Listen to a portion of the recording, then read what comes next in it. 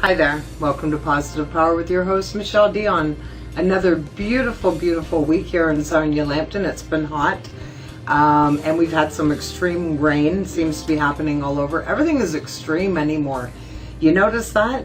But we're enduring. We've got our air on. It's nice and cool in here, but not cold, because I find that if we keep it too cold in the house, then that heat hits you like a brick wall. But lots of libations, lots of water. And if you need something, if you're not a big water drinker and you need something to add some flavor, throw some fruit in there. Fruit is so important. It's great, vitamins and whatnot, and it gives you an excuse to go to the farmer's market.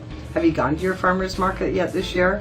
I hope so, because with everything going on in the world, we feel so powerless quite often.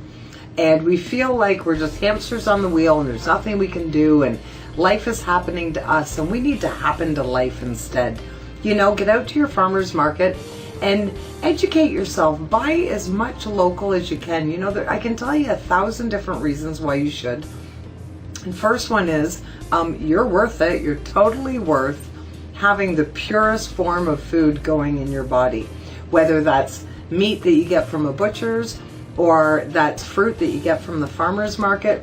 But you also need to, in my opinion, support your own country. I was at the grocery store the other day and I was looking for cherries, and I looked, and my options were cherries from the States or cherries from Canada. Well, first of all, cherries from another country is a red flag for me, because I know there has to be something on them to make them last.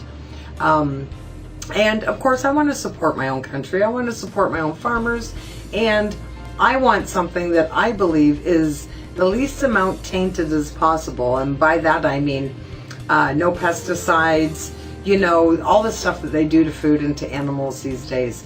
So if you can stay away from the big chains as much as possible and stay as local as possible, you are so very powerful with your money, and you're going to be better for it all the way around. Even if you're a person that does juicing, or if you just like to eat fruit because it's good for you and it's cool and it's better than cooking something.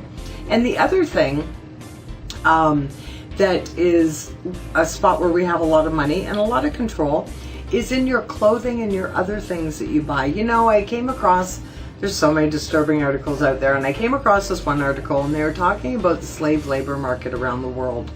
And do you realize 168 million children between the age of 5 and 17, so do a visual of a 5 or a 6 or a 7-year-old, and them working in horrendous conditions in the slave labor market, whether it be in sweatshops or whatever. So, if you take the time to look at the labels, only 5% of our clothing in Canadian stores are made in Canada. So that's just boggling. I have to pause there, because I'm like, wow, 5%. And you know what? I hate to tell you, we've created this. We've done this. We've put ourselves in this position. So now it's time to support our brothers and our sisters. All the companies that are all hightailing it out of Canada and moving their manufacturing. If we can increase the demand in our own country, the supply will match. So, let's do a favor for ourselves and for everybody. And, it ties right in with my whole belief of one love, and we're all connected.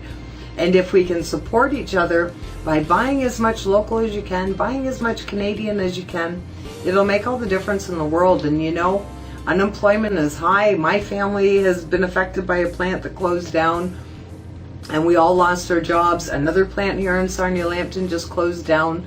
So that's another 155 people, 155 families that have just lost an income earner in the home.